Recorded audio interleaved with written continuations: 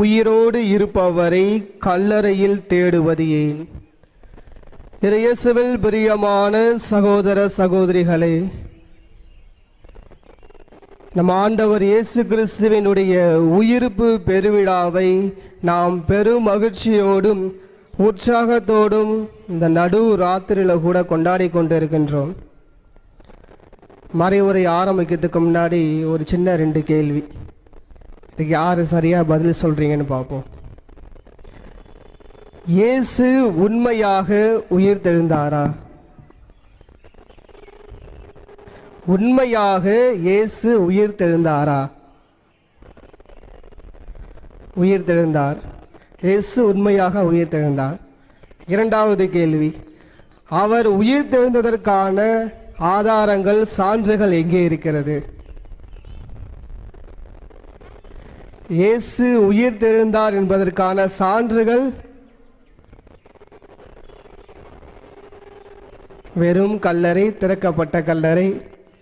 சரி, அன்பிற்குரியவர்களே, நம் ஆண்டவர் இயேசு கிறிஸ்து அந்த வாழ்ந்த 33 வருடங்களில் 3 வருடம் மட்டும்தான் இறைப்பணியை செய்தார்.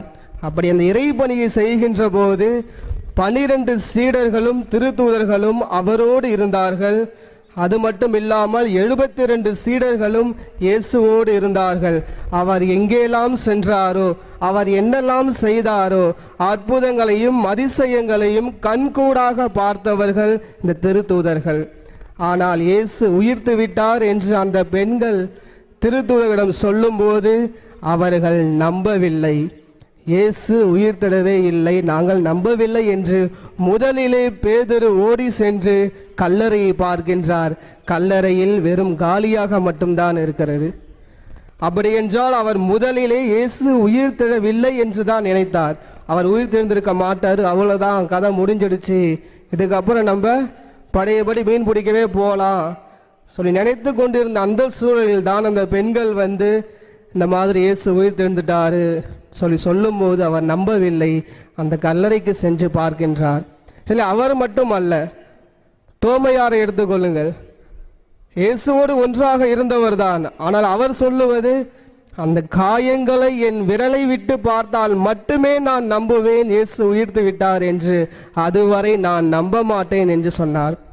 நம் ஆண்டவர் இயேசு கிறிஸ்து அவர்கள் கண் முன்பாக தோன்றி, இதோ என் காயங்கள், இங்கே விரலை விட்டு பாரு, இப்போ நம்புறியா, நான் உயிர்த்துட்டேன், நீ இப்போ நம்புறியான்னு சொல்லி நம் ஆண்டவர் இயேசு கிறிஸ்து அவர்கள் முன்பாக தோன்றினார். அன்பிற்குரியவர்களே, இது முன்பாக நடந்தது. இயேசு உயிர்க்கவில்லை, இயேசு உயிர்த்துட்டார் இந்த சந்தேகத்தோடு இருப்பதற்கு முன்பாக நடந்தது. ஆனால் உயிர்த்த இயேசுவை அவர்கள் முழுமையாக அறிந்து கொண்ட பிறகு என்ன நடந்தது?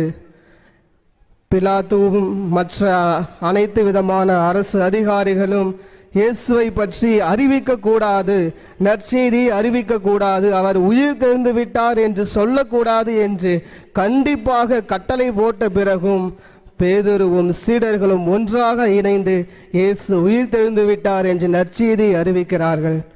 திருத்தூதர் பணிகள் அதிகாரம் 4 இறைவசனம் 20 தெளிவாக சொல்லுகிறது, நாங்கள் கண்டவை, பார்த்தவை, கேட்டவை பற்றி நாங்கள் நிச்சயமாக இறையாட்சியை அறிவிப்போம் என்று. நான் எதை பார்த்தனோ அதை சொல்கிறேன், எதை நான் கேட்டனோ அதை சொல்கிறேன், எதை நான் கண்கூடாக பார்த்தேனோ அந்த இதை நான் மற்றவர்களுக்கு அறிவிக்கிறேன், நற்செய்தியை மற்றவர்களுக்கு அறிவிக்கிறேன் என்று ஆணித்தரமாக பேதுரு கூறுகின்றார். அதற்கு காரணம், இயேசு உண்மையாக உயிர்த்தெழுந்த ஒரே ஒரு காரணத்திற்காகத்தான் அவர் அந்த கருத்திலே மிக வலிமையாக இருக்கின்றார். அவர் மட்டுமல்ல, பவுலை எடுத்துக்கொள்ளுங்கள். இயேசு உயிர்த்தெழுந்த விஷயத்தை, அந்த நற்செய்தியை யார் யாரெல்லாம் பறைசாற்றி கொண்டிருந்தார்களோ அவர்கள் அனைவரையுமே தேடி சென்று கொலை செய்தவர். யாருமே கிறிஸ்தவர்கள் இருக்கக்கூடாது என்று தேடி சென்று கொலை செய்தவர். ஆனால் தமஸ்குவுக்கு செல்லுகின்ற போது உயிர்த்த ஆண்டவர் அவரை ஆட்கொண்டு, நீ செய்கிறது எல்லாமே எனக்கு தான் செய்கிறேன்னு சொல்லும் போது அனைத்தையுமே விட்டுவிட்டு இயேசுவுக்காக, அவருடைய பணி செய்வதற்காக பின்தொடர்ந்து சென்றார்.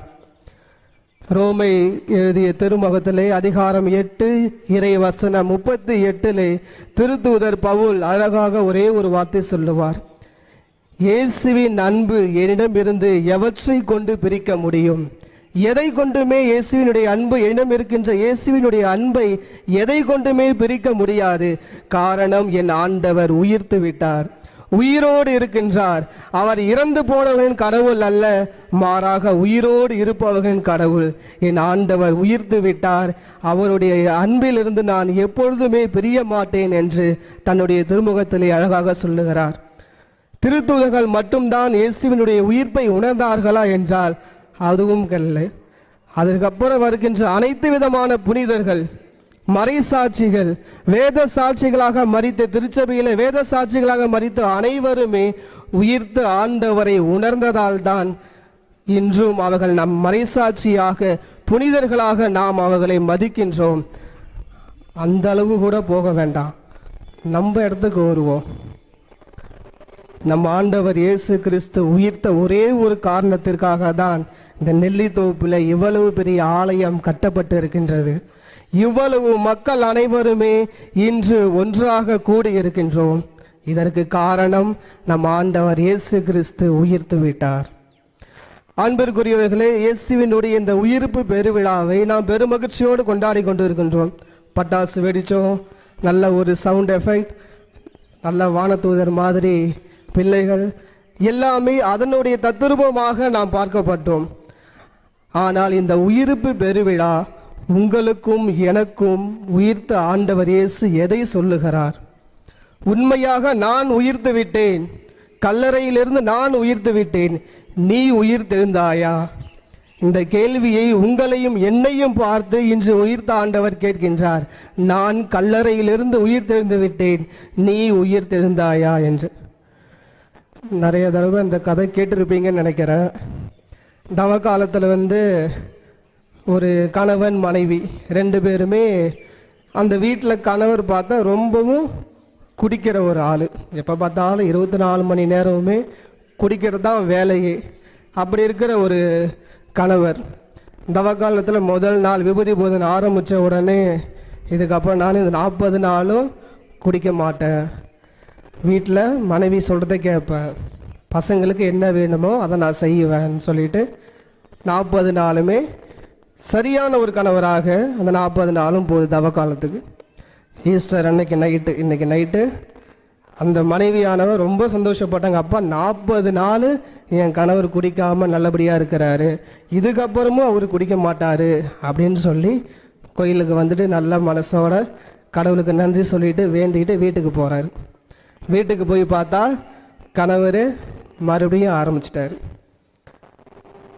அப்போ உடனே அந்த மனைவியானவன் கணவர்கிட்ட கேட்குறாரு, ஏன் 40 நாள் நல்லா தானே இருந்த, திரும்ப ஏன் இந்த மாதிரின்னு சொல்லி கேட்கும் போது அந்த அந்தோணி சாமி திரும்ப உயிர் தெழுந்துட்டான். பழையபடி இருந்த அந்தோணி சாமி திரும்ப உயிரோடு வந்துட்டான். அதனால தான் 40 நாள் நல்லபடியாக இருந்தேன், இப்போ என்னுடைய வேலையை நான் செய்ய ஆரம்பிச்சிட்டேன். அன்பிற்குரியவர்களே, பல வேளைகளில் நீங்களும் நானும் அதைத்தான் செய்து கொண்டிருக்கின்றோம். ஒரு வருடம் முழுவதும் எத்தனையோ திருவிழாக்களை நாம் கொண்டாடுகின்றோம். அந்த ஒவ்வொரு திருவிழாவும் நமக்கு எதை தெளிவுபடுத்துகின்றது, நமக்கு எதை சொல்லுகிறது என்பதை மறந்து விடுகிறோம். மாறாக வெளிப்புற அடையாளங்கள், லைட்டு சரியாக போட்டு இருக்குதா, ஸ்பீக்கர் நல்லா வச்சுருக்காங்களா, எத்தனை ஃபாதர் பூசை வச்சாங்க, பூசையில் பிரசங்கம் நல்லா வச்சாங்களா வைக்கலையா, இதை தான் நாம் கூர்ந்து கவனித்து கொண்டிருக்கிறோமே தவிர என்னுடைய உள்ளத்திலே இருக்கின்ற நிலையை நான் உணர்ந்து எதற்காக இந்த திருவிழாவை நான் கொண்டாடுகிறேன் என்பதை முழுமையாக நாம் மறந்து விடுகிறோம். அன்பிற்குரியவர்களே, புனித வெள்ளிக்கிழமை என்று இயேசு மட்டும் கல்லறையில் அடக்கம் செய்யப்படவில்லை, நாம் அனைவருமே அடக்கம் செய்யப்பட்டிருக்கின்றோம். நம்முடைய தவறுகளுக்காக இயேசுவோடு நாம் அனைவருமே அடக்கம் செய்யப்பட்டு இருக்கின்றோம். நான் பெரிய கோபக்காரனாக இருக்கிறேனா, அந்த கோப உணர்ச்சியோடு இயேசுவோடு அன்றைக்கு அடக்கம் செய்யப்பட்டேன். இன்று நான் அன்பானவனாக உயிர் தெழுந்திருக்கின்றேனா? சிந்தித்து பாருங்கள். இதுவரை குடும்பத்திலே நான் சரியாக கவனிக்கவில்லை. எனக்கு மட்டும் எதுவாக இருந்தாலும் போதும் என்று சுயநல போக்கோடு நான் வாழ்ந்து கொண்டிருந்தேன். அப்படிப்பட்ட வாழ்ந்த நிலையை அன்று இயேசுவோடு நான் அடக்கம் செய்தேன். இன்று அனைத்துமே பொது நலனுக்காக, மற்றவருடைய நலனுக்காக நான் உயிர் தெழுந்திருக்கின்றேனா? சிந்தித்து பார்ப்போம். இப்படி பல விதங்களிலே நாம் செய்து வந்த அனைத்து விதமான தவறுகளையும் முழுமையாக பெரியவில்லை என்று இயேசுவோடு நாம் அடக்கம் செய்திருக்கின்றோம். ஆனால் இன்று இயேசு உயிர்த்து விட்டார், நாம் உயிர்த்து விட்டோமா? சிந்தித்து பார்க்க வேண்டிய ஒரு விஷயம். கடவுள் இப்பொன்று கல்லறையிலே இல்லை, அவர் உயிரோடு எழுப்பப்பட்டார். மாட்சியோடும் மகிமையோடும் அனைத்து உலக அரசர்களோடும் அனைத்து உலக வான தூதர்களோடும் அவர் உயிர் தெழுந்து விட்டார். நாம் அனைவருமே உயிர் தெழுந்திருக்கின்றோமா? இல்லை, இன்னும் அந்த கல்லறையிலேயே இருக்கின்றோமா? சிந்தித்து பார்க்க வேண்டிய ஒரு விஷயம். உயிர் தெழுந்திருக்கிறோம் என்றால் என்னுடைய வாழ்க்கை இனி வரும் காலங்களில் எப்படி மாற வேண்டும்? இயேசுவுக்காக அவர் செய்த செயல்களை நானும் தொடர்ந்து செய்வேன். எப்படி அந்த திருத்தூதர்களும் புனிதர்களும் மறைசாட்சிகளும் இயேசுவுக்காக தன்னுடைய இரத்தத்தையே சிந்தி உயிர்த்த ஆண்டவருக்கு மகிமையை கொடுத்தார்களே, அதே போல் என்னுடைய வாழ்க்கையும் இனி வரும் காலங்களில் நான் உயிர்த்து விட்டேன் என்பதற்கான சான்று என்னுடைய வாழ்க்கையின் மாற்றம், என்னுடைய மனமாற்றம் மட்டும்தான். எனவே அன்பிற்குரியவர்களே, தொடர்ந்து இந்த திருப்பலியில் நம் ஆண்டவர் இயேசுவிடம், குறிப்பாக உயிர்த்த ஆண்டவரிடம் நான் வேண்டுவது, ஆண்டவரே நீர் உயிர்த்து விட்டீர், நான் இன்னும் கல்லறையிலே இருக்கிறேனா என்பது என்னுடைய மனதுக்கு மட்டும்தான் தெரியும். அப்படிப்பட்ட சூழ்நிலையில் நான் இருக்கின்ற போது என்னையும் உம்மோடு சேர்த்து உயிரோடு எழுப்பும் ஆண்டவரே என்று தொடர்ந்து இந்த திருப்பலியில் மன்றாடுவோம்.